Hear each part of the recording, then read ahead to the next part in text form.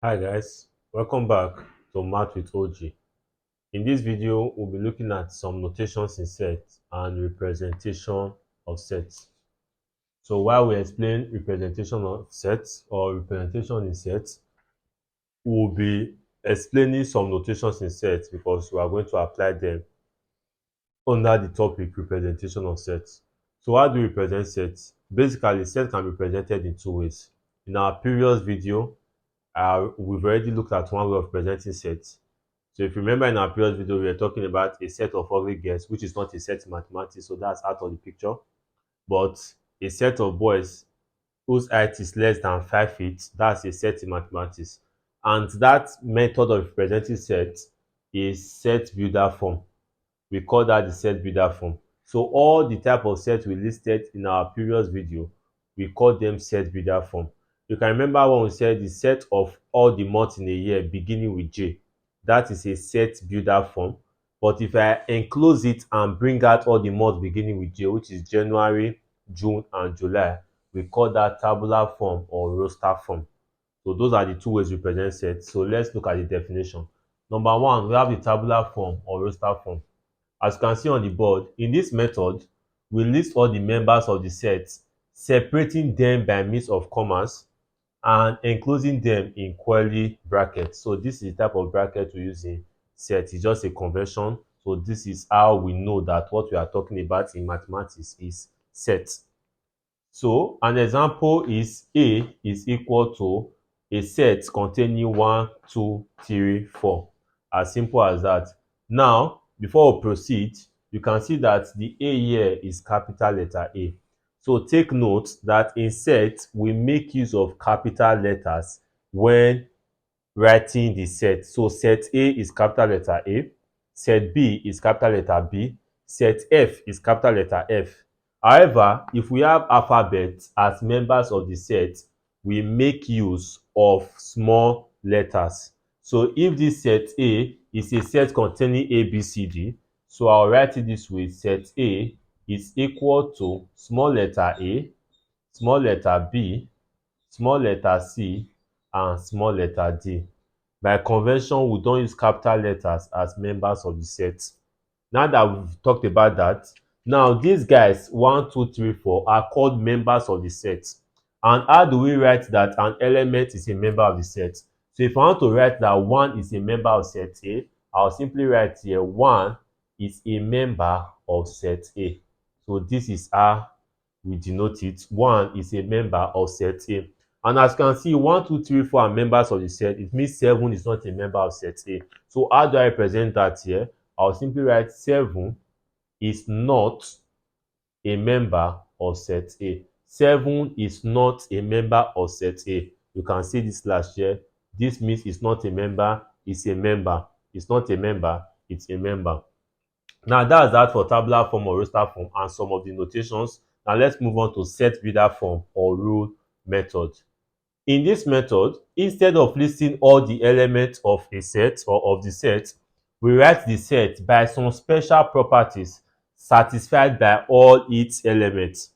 So by some special properties satisfied by all its elements or members, like I always say, or you represent them by a mathematical or statement or a mathematical equation or a mathematical expression, sometimes even a simple English statement like a set of all the months in a year. That's an English statement, so you can represent it that way too. Now, how do you write it mathematically? So it can be written in this form, e.g. A is equal to x, such that x is an element of px, or x has the property of px, which I rewrote here as A is equal to x such that x has the properties of px. So you can see this sign here, a slash, this is an hyphen. So both of them means such that x, such that x, such that. Is that an hyphen or a column? Sorry, that's a column, not an hyphen. So the point is not if it's an hyphen or a column. Just know that we use this guy to represent such that, and this guy to also represent such that. Now you can see a typical example here. This is just an illustration. This is a typical example of a set represented using your rule method or set builder form. A is equal to x such that x is an element that is greater than 2. I believe we know that this is 2 is less than or equal to x. So x is an element that is greater or equal to 2, not just greater than 2, greater or equal to 2, and also less than or equal to 10. X is an element greater or equal to 2 and also less than or equal to 10. And also, x is an element of natural number. So this x we are going to put here is only going to be natural numbers. So we cannot put a decimal here, it must be natural numbers. So what are the natural numbers that are greater than or equal to 2 and also less than or equal to 10? So if I'm to list them out, I will have a set containing 2, 3, 4, 5, 6, 7, 8, 9, and 10. So these are the natural numbers that are greater than or equal to 2 and also less than or equal to 10. So what I just did is to change this guy from rule method to roster method, which is something you are going to be doing often when solving set questions. Most times your questions are given in roster method. You have to change them to rule your set will be given in rule method. You will have to change it to roster method before you start applying various operations like union, intercept, complement, as the case may be. So that's that for that. Now let's play with these questions. You can see a question like this: represent the following in roster method.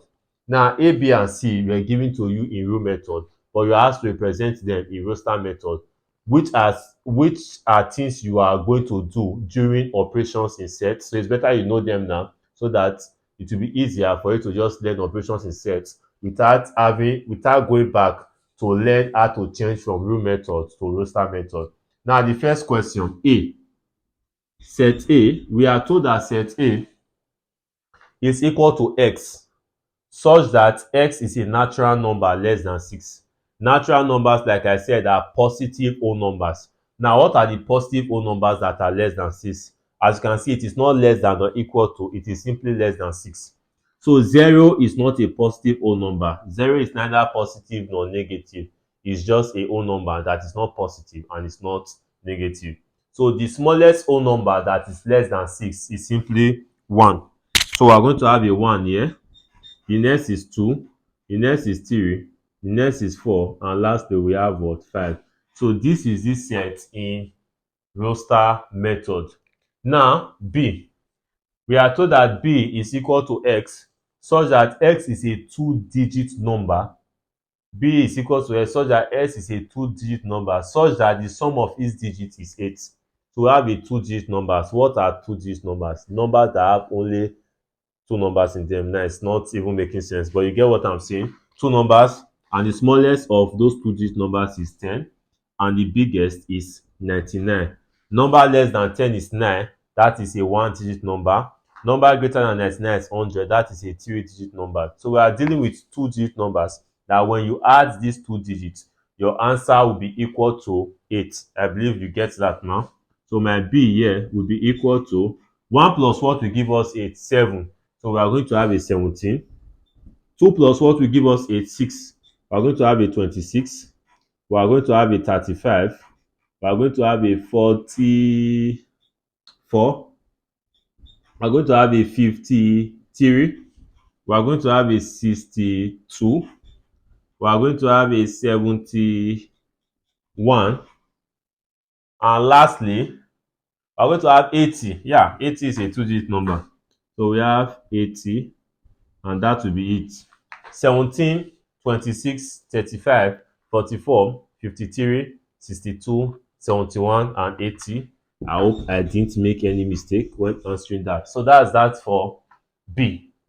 Now the C part, C is equal to x such that x is a prime number which is a divisor of 60. X is a prime number which is a divisor of 60. That means x is a prime number that can go into 60 without leaving a remainder. We are just looking for factors of 60 that are prime numbers, and I believe we know how to find factors now because we've done that in the previous segment. That's your fraction, your decimal, approximation, and percentages. Now, what are the factors of 60? If I'm to list out all the factors of 60, let's do that together. You have a 1, a factor of all numbers. You have a 2, you have a 3, I believe you have a 4, you have a 5, you have a 6, no 7, no 8, no 9, we have a 10. Now I believe this will be easier. 10 times 6 will give us 60. Now 5 times what will give us 60? That's 12. 4 times what will give us 60? That's 15. 3 times what will give us 60? That's 20. 2 times what will give us 60? That's 30. Lastly, 1 times what will give us 60? That's 60. Like I mentioned before, 1 is a factor of all numbers and a number is a factor of itself. Now, these are all the factors of 60. So supposing we are told that C is equal to X, where X is a prime number that is a divisor of 60, this will be our answers. But we are told that S is a prime number. Sorry, supposing we are told that S is a number, not a prime number. X is a number which is a divisor of 60. This would have been our answer. Rather, we are told that S is a prime number which is a divisor of 60. So if that is the case, we are going to pick only the prime numbers here. Remember, 1 is not a prime number. It has only one factor. 2 is a prime number. It has only 2 factors. 3 is a prime number. It has only 2 factors. And lastly, 5 is a prime number. It has only 2 factors. That is 1 and itself, 1 and itself, 1 and itself. So the answer here is simply 2, 3, 5. Now, in mathematics, there is something that you should understand. Not just in mathematics, I think in our day-to-day activity. The fact that A can give you B, the converse is not always true. The fact that A can lead to B, the converse is not always true. So the fact that A can give you B does not necessarily mean that B will always give you A. It does not mean that way. That means the fact that you can use A to prove B does not mean that when you are going back, you can always use B to prove A. There are so many cases that prove that it will not always work. Now, this is one of those cases. Now, if you are asked to change from from roster method back to rule method, there are cases where you don't have a should I use the word a unique answer? Yes, that's the word. There are cases where you don't have a unique answer. That means more than one person can have different answers which will all be correct.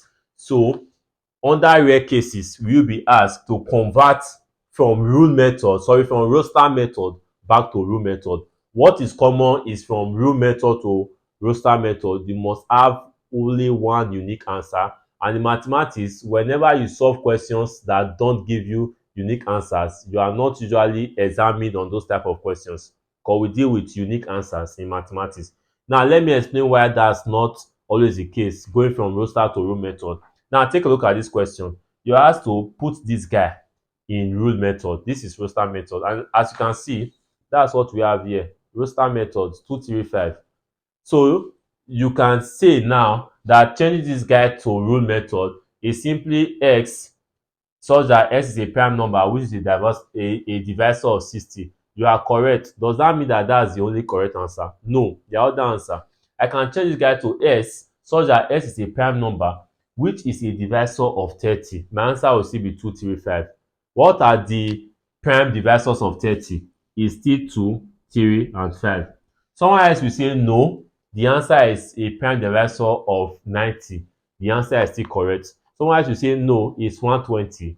The answer is still correct. So as you can see, we have a lot of possible answers that we can get when changing this guy to rule method. So rarely will they ask you to convert this guy back to rule method.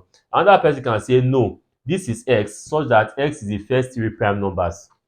That's also correct. This Z is equal to X such that X is the first 3 prime number. So that is also correct.